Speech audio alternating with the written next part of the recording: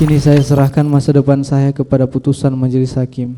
Saya serahkan masa depan saya pada putusan hakim. Richard Eliezer pasrah dengan keputusan majelis hakim.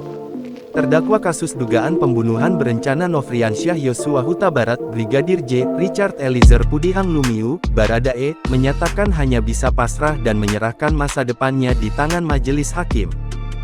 Kalaulah karena pengabdian saya sebagai seorang ajudan menjadikan saya seorang terdakwa, kini saya serahkan masa depan saya kepada putusan majelis hakim. Selebihnya saya hanya dapat berserah kepada kehendak Tuhan. Hal itu disampaikan Richard saat membacakan nota pembelaan dalam sidang di Pengadilan Negeri Jakarta Selatan, Rabu tanggal 25 Januari tahun 2023. Di usia saya ini tidak pernah terpikirkan ternyata oleh atasan saya, di mana saya bekerja memberikan pengabdian kepada seorang jenderal berpangkat bintang 2 yang sangat saya percaya dan saya hormati, di mana saya yang hanya seorang prajurit rendah berpangkat barada yang harus mematuhi perkataan dan perintahnya. Ternyata saya diperalat, saya dibohongi dan disia-siakan. Bahkan kejujuran yang saya sampaikan tidak dihargai, malahan saya dimusuhi. Begitu hancurnya perasaan saya dan goyahnya mental saya. Sangat tidak menyangka akan mengalami peristiwa menyakitkan seperti ini dalam hidup saya. Namun saya berusaha tegar.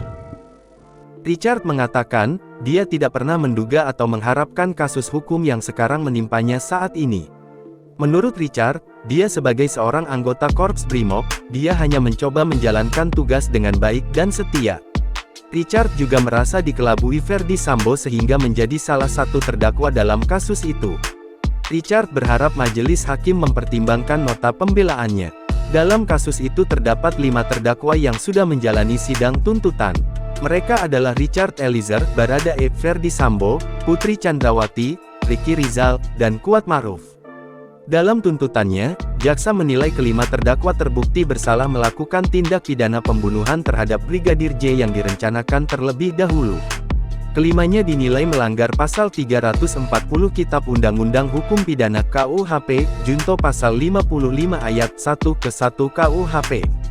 Adapun dalam kasus ini, Richard Eliezer dituntut 12 tahun pidana penjara oleh Jaksa Penuntut Umum JPU. Richard dianggap sebagai eksekutor penembak Yosua. Sementara, Ferdy Sambo dituntut pidana penjara seumur hidup. Kemudian, Putri Chandrawati, Kuat Maruf, dan Ricky Rizal dituntut 8 tahun pidana penjara.